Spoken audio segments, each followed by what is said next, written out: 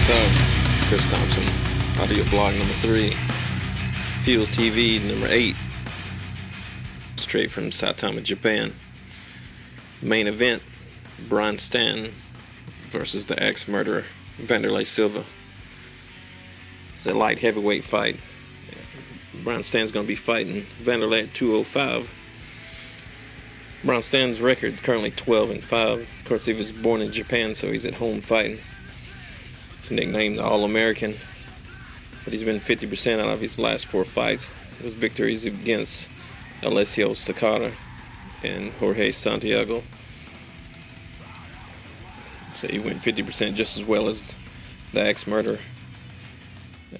Ex-murderer lost to Rich Franklin, but he beat out Michael Bisping and Kung Lee, which Silva and Stann's common opponent is Michael Bisping. So we'll see how they match up. Both of them are matched up well. Both of them with a 74-inch reach. Wanderlei's common to fight at 205, which is where I think he's the most dangerous at. I'd rather see him fighting at 205 than 185. It just looks a little too thin for me. Say his chin is suspect these days, but we're going to see how he matches up with Stann and how he does. Interesting, Wanderlei Silva's record is 34-12-1. So you can see how many fights he's got under him, especially with all the gym wars. So it should be a throwdown. I'm expecting Stann to go more towards wrestling this time, clinching and wrestling, not standing inside the pocket too much, trying to take a big shot from Wanderlei. He's still got power. So he's demonstrated his power against Rich Franklin, but he couldn't get the victory. Also in the co-main event, it's an interesting matchup. He's got a heavyweight fight with Mark Hunt and Stefan Struve. Mark Hunt, he's a K1 striker. His record is 8-7. So I believe he's got to get up inside and finish fast on Struve. Struve is really long. He's obviously got the reach on Hunt. Struve, I think his advantages are in the clinch and on the ground. He showed some versatile striking on his other opponents. He's also got good submission skills. There's lengths of his limbs that makes it hard for him to handle on the ground. He can pull off arm bars from odd angles. And also, if he uses his jab and striking correctly, he shouldn't give Hunt the chance to get inside. We'll see how it goes. I'd actually see Struve winning that fight by submission. Watching Mark Hunt in the past in his fights, he does well at striking, but when things go to the ground, he has a little trouble finding his way around, staying out of submissions. So we move on to the next one. Be a fight at 155. It's Takanori Gomi versus Diego Sanchez. Takanori Gomi, of course, you know he's got the knockout power. Said in his last 2 fights, he's won. With his last win, he beat out Mac Danzig by split decision. So he was able to grind out that fight and outstrike Mac Danzig on the feet. Diego, this is his first fight at 155 since the BJ Penn title match.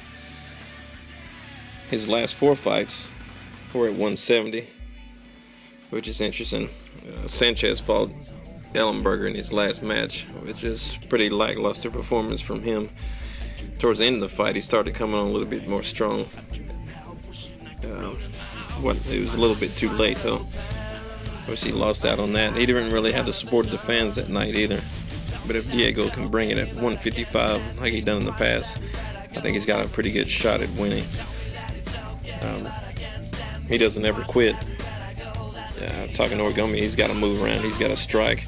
He's got the knockout power, but I don't see Sanchez getting knocked out. I hadn't seen him go down too many times. He's able to take a good shot. I'm actually seeing this one for fight of the night. They can get in there and make it a dirty one, make it a little bit of a dirty brawl there. Sanchez likes to get bloodied up a little bit, so we see how Gomi fares out with that. I'm actually leaning towards Gomi in the fight. We'll see how it goes. Also have a 185 match coming up next. Yushin Okami versus Hector Lombard. It's a very interesting matchup. Yushin Okami is 29-7. He has a 2-fight win streak. His last matchup was with Alan Belcher, which he was victorious over. He ground out a victory there. Used his wrestling. He controlled Belcher for most of the fight. Belcher did have some success, but he couldn't ever get his rhythm going and get a victory. Okami, he's really good shape. See him grinding out a victory here. His last loss was to Tim Bosch back in February. Lombard, he lost to Bosch. Lombard's last victory is actually over Rousimar Paul Harris.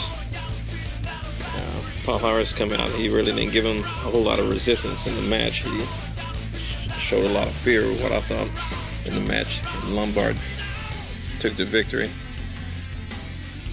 which I believe this is going to be a good test for Lombard here. Yushin is really talented. I think he'll stay out of the way of the big shot from Lombard early in the fight and really outwork Lombard. If not, Okami may pull out the submission before the 3 rounds are up. But if Lombard can't lay in that early shot, I don't see him doing too much with Okami. So I'll give it to Okami there. So those are the main event fights. 4 main event fights right there, and I'm gonna leave it at that. Catch a match on Fuel TV tomorrow night. Check your local listings of fights in Japan. So I believe it's gonna be on a delay. So check your local listings to see when you can catch it on TV. Other than that, I'm Christopher Thompson. Catch me on Twitter at ULT Expression. That's for Ultimate Expression. I'm out of here. See you guys next time. Enjoy the fights.